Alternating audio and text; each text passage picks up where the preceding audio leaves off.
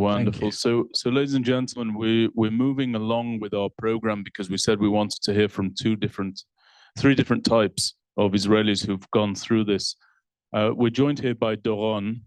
Doron has flown in here. It bears mentioning that Israelis don't want to be in America right now, despite what they've gone through. Israelis want to be in Israel with their family. I know That's true. You're something of a rock for your family. Mm-hmm. I want to go straight to it. We only have limited time, and everybody here can congregate around you informally afterwards.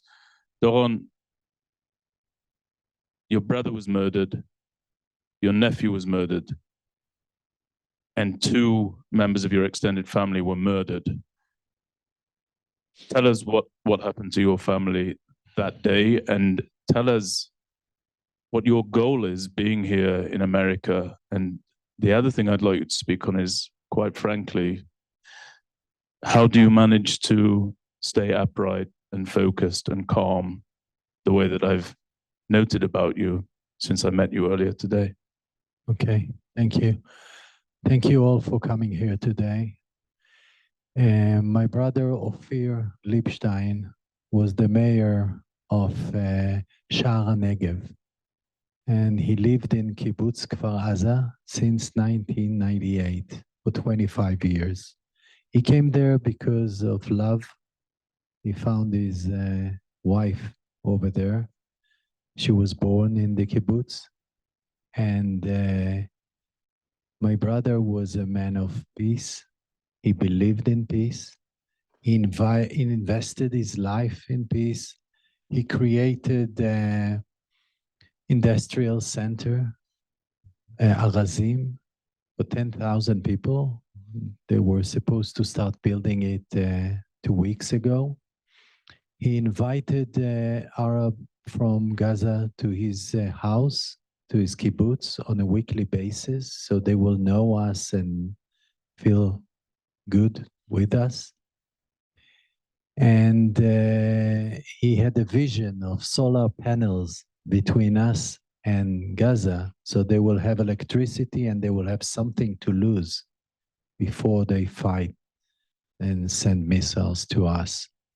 On Saturday at 6:30, he had a call and a text message that terrorists are entering the kibbutz from the air. He immediately ran to the safe room in the kibbutz to take the weapon. You need to understand, we are not allowed to hold the weapon at home.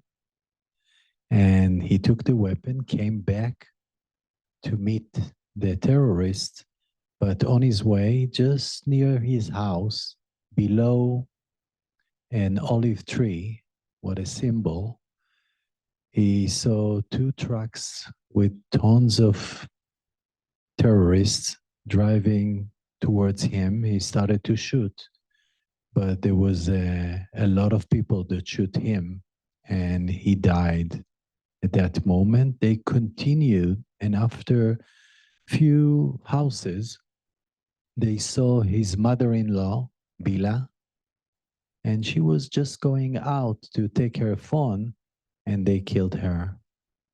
Her husband, Amos, saw her getting shot, called his son and asked that someone will come to see what happened. And his wife, Ayelet, ran and saw that Bila was already dead, stayed with Amos for the next 30 hours in the safe room.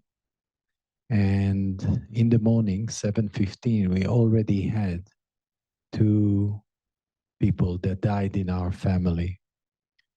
The people from the municipality, they called Ophir again and again. They know that when he's there, he's saving them. The same thing was done through us. I called him, all the family, and also the president of Israel, Bougie Herzog, and many GNF chairmen and many people called him at that moment. Usually he will answer everyone and tell them it's all okay. But this time it wasn't. They asked his son to go outside and see what's happening because his phone is showing that he's in the same place for too long.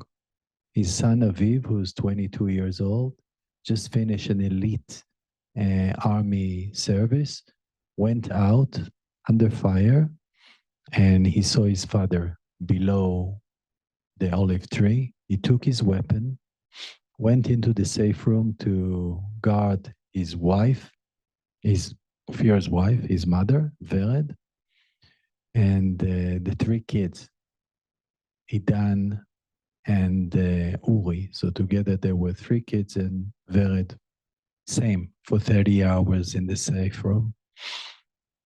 At that time, they have another child, Nitzan, who lives in a young building that is like 300 feet from their house.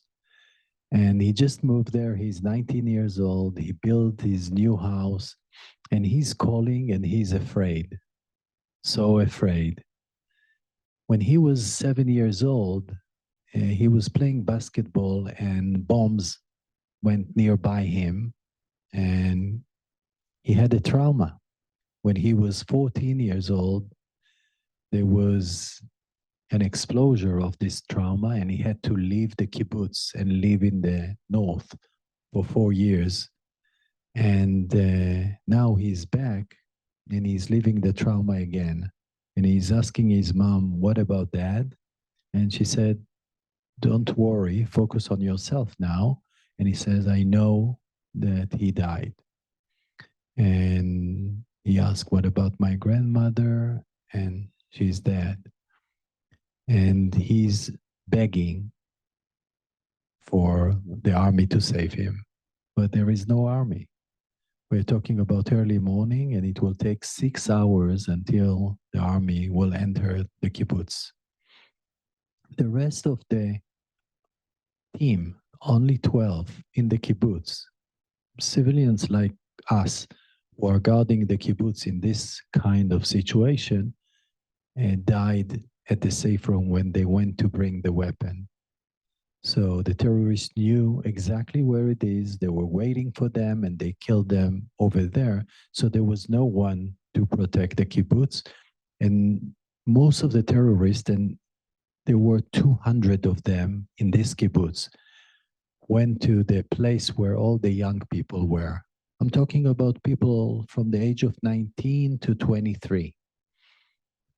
In our family, we had two members. One is Nitzan and one is Neta. Neta was the son of the brother of Fered, wife of Ophir, my brother. So Neta lives there with his fiancée. They are only 22 years old, officers in the army. And the terrorists are going into the house, shooting everything. And when I say shooting, they shoot with so many weapons. They destroyed the whole neighborhood. And they are running to the safe room, but the safe room door can be opened from outside.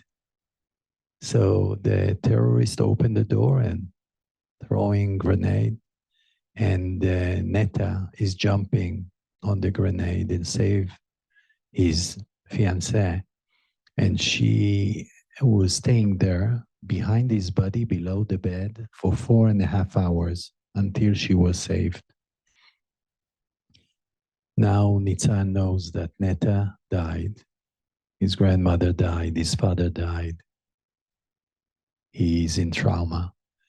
And people are telling him, and he's texting family, his brother, his mother, other people, and people are telling him, hold the door because they can throw grenades. So he's holding the door, and at 11:30, they are shooting the door from outside. And the door is not bulletproof. Doors of safe rooms are not supposed to protect you from bullets, and one bullet went in and he was shot in his leg, and he was guided how to stop the bleeding. And it took another 3 hours of him communicating with his mom and with his cousin, who's a doctor, that told him what to do, and with his brother, and he's begging, please rescue me. The army is already there.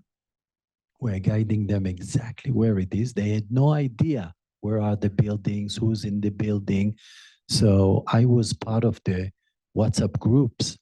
So I knew exactly what is happening. And the heart cry, because people are begging. They're saying, they are in my living room. They're shooting. Please help me. Come to my house. And even when the army went in, few units went in. Maglan, Duvdevan, other parts, 13, Yassam. And in some cases, they fought one against the other because they didn't know who was there. And we couldn't guide them to get there, but we really sent them maps. We told them exactly who's where. And at 2:30, the phone died. Either the battery or maybe the army shut down all the connection. And from that point until 4, we had no idea what is happening with Nitzan. At 4, a commando unit from Duvdevan went in. They saw 4 terrorists in his living room. They killed them. And they said that he was not in his room. So we assumed that he went out. Around 8 p.m., like 4 hours later, they told us that he was rescued, and in one of the hospitals, we sent his friends and our family members to all the hospitals in Israel to wait for him, but he never arrived. It took us another 12 days to realize what happened to him. And we know only the fact. I went there 4 days later and I searched for him. I couldn't find him in the kibbutz under fire. And on Wednesday, 12 days later, we buried Ophir, my brother. It took a while to bury him because the bodies were left in the kibbutz for 4 days. There was fire for 3 days, and they were there. The terrorists kind of controlled the kibbutz for another 3 days, Saturday, Sunday, Monday. On Tuesday, they took all the bodies out after 4 days outside, and they put everything in one truck. So it took another week until they identify each body by DNA, and we could bury Ophir on Wednesday. On Thursday morning, we got the message that they found Nitzan, and he died also. What happened to us in those 12 days is that we were all under one team called Rescuing Nitzan, doing everything we could to rescue him. And up till now, we have no idea what happened to him. They don't even know when they took the body out. So this family of us lost 4 members. For Vered, Ophir's wife, it's her mother, her husband, her son, and her nephew in one day. We had to bury Nitzan and his grandmother on the same day, Friday, after Ophir was buried on Wednesday and Neta on Tuesday.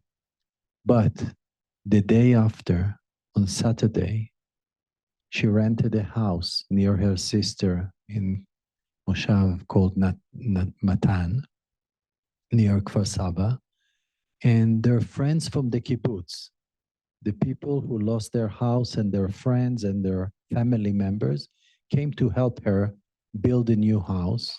By the end of the day, they were sleeping in this house, and a week later, she hosted, like always in the kibbutz, 50 kibbutz members for barbecue. And she was saying, the life force is stronger than anything. And last Friday, we've done a big event. I've organized it for the kibbutz members. And we gave them some instructions of how to move from grief to building the kibbutz, for how to deal with trauma, how to deal with uncertainty. This is the situation right now. We were talking about it, Amir, about their lost faith in the army, in the government, also in humanity. They couldn't believe that someone can act like that, even Hamas. It wasn't even the worst case scenario. You see, the army had the worst case scenario that maybe 50 terrorists will go into 2 kibbutzes and kill 40 to 80 people. That was the worst case scenario, like Armageddon. And look what happened. 3,000 terrorists went in with cars and with motorcycles. They killed 1,400 people. You know, the US is 250 times Israel. It's like 9/11 was 350,000 dead people in one day. The Israelis, we know, each and every one of us, and it's true for you also, we know someone who was killed that day. We have 4 in our family. We know someone who's there right now in Gaza. And we know that we must bring them back, and we know that we must free Gaza from Hamas. But we don't have a picture for what will happen next. How can we go back there and live there? How can we gain faith? What is the ideal solution or the best case scenario? We know everything about the worst case scenario now. But what is the best case scenario? What could be a good solution? Those are things that we are asking questions about. I can tell you that immediately Vered, his wife, wanted to bury Ophir in Kfar Aza. It means that they want to come back, like Amir says. And they couldn't. We had to bury him temporarily in a different place and then move him when it will be secured. And I can share with you that they have plans to rebuild the kibbutz. We already raised 5 million shekels out of the 10 that we need in order to keep them running for the next year or 2 until they will be able to come back. And they have plans, and they're not building on the government or the army. Everything now in Israel is being done people to people. Achim Laneshek, brothers in arm, are helping everyone. And we are not waiting for the government. And the reason why I'm here is to ask for support for the people from the kibbutz, the individuals and the kibbutz itself, and to really share with you how we feel and to tell other people that are not in this room, because I see how you understand the situation, that it can happen everywhere around the world. It's not only Israel. And if we will not deal with it now, it will happen in London, in Paris, in New York, and in Los Angeles, and in Sydney, Australia, etc., etc. This is not just Israel. And we need to acknowledge that. Doron, Yes. I want to thank you for being with us. Oh, It's important to me that we will put one of the videos, even one. just one moment. I want to thank you for being with us, first of all. You're taking this message to Capitol Hill tomorrow. Okay. We'll show the video after we adjourn. We'll put it on here. As we conclude, we have to wrap, I'm afraid. I apologize. I will just say maybe 2 sentences about Ophir. Yes. It's important. He was the mayor. He split his time into 3. One is to take care of the quality of the life in the area. This is why he created startup houses in his village. This is why he created this industrial center, Arazim, for 10,000 people. This is why He invested in the relationship with the Palestinians for our quality of life. He wanted to live in peace and not in war.